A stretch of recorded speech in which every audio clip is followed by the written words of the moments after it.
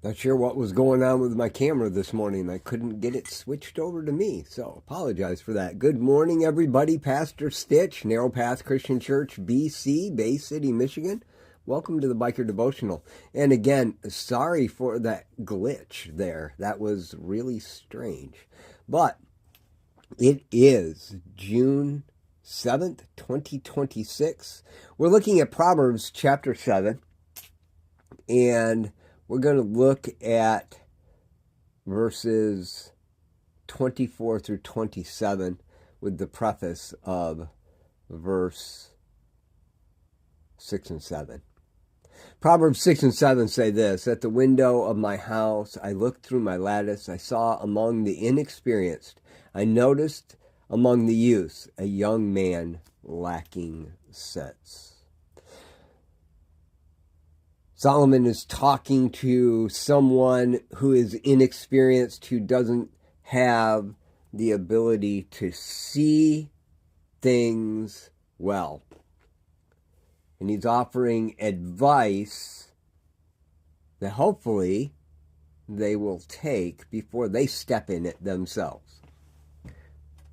It's that opportunity, that moment when somebody is walking down the street and there's a puddle in front of them, and all along the street there's been puddles all along, and you've been watching this person walk down the street and they've just walked through the puddles because they're only, an eighth of an inch deep. It's no big deal.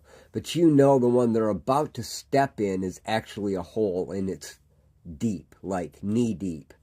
So not only would it be bad to step in dry, but stepping in wet is going to be disastrous. And you holler out to them and you say, "Hey, don't step in that puddle. It's deep."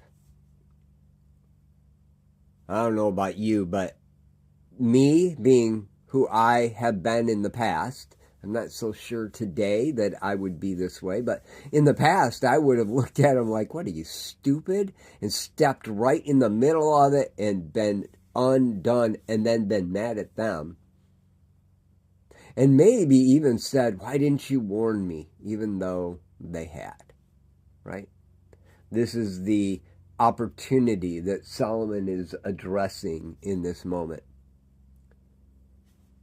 As I've grown and experienced, I'm more able to receive that.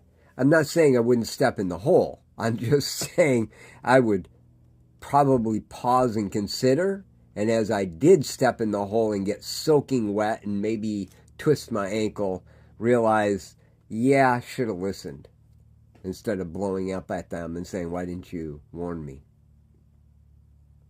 Solomon warns about a danger ahead.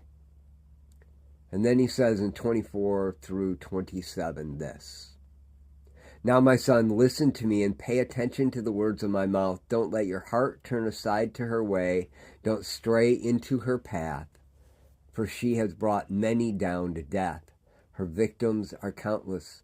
Her house is the road to Sheol, descending to the chambers of death."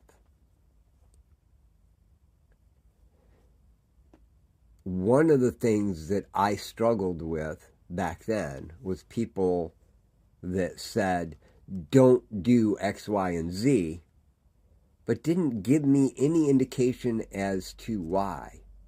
Yesterday I talked about those people that are really good at giving direction, but not good at teaching, right? I needed somebody that could give direction and explain why, and do it quickly and in a way that caught my attention, right?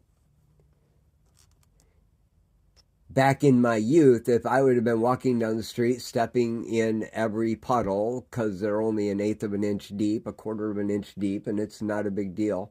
As long as I'm not stepping hard, I'm not splashing, I'm not getting wet, it's no big deal to walk down the street. It's wet, whatever. If somebody hollered at me and said, "Don't step in that puddle," I probably would have just blown them off. But if somebody had hollered and said, "Be careful, there's a 12-inch hole that's full of water, I probably would have paused. Sometimes I look at Solomon's words and I think that he's only addressing the misinformed.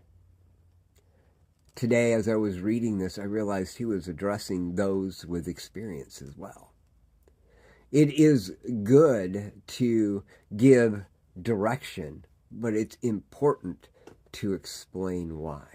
My son, listen to me and pay attention to the words of my mouth. Don't let your heart turn aside to her ways. Don't stray into her path, for she has brought many down to death. Her victims are countless. Her house is a road to Sheol, descending to the chambers of death. Now, not only does he say don't do it, but he explains why. Guys, you're all going to have an opportunity to be a teacher. Being able to explain why sometimes is more important than knowing the danger.